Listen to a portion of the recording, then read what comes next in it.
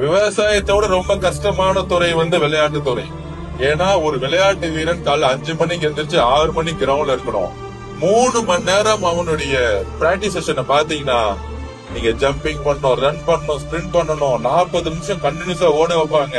திடீர்னு மலை மேல ஏறி ஓட வைப்பாங்க, ஸ்டெப்ஸ் ஓட வைப்பாங்க. விவசாயத்தோட ரொம்ப கஷ்டமான துறை விளையாட்டு துறை.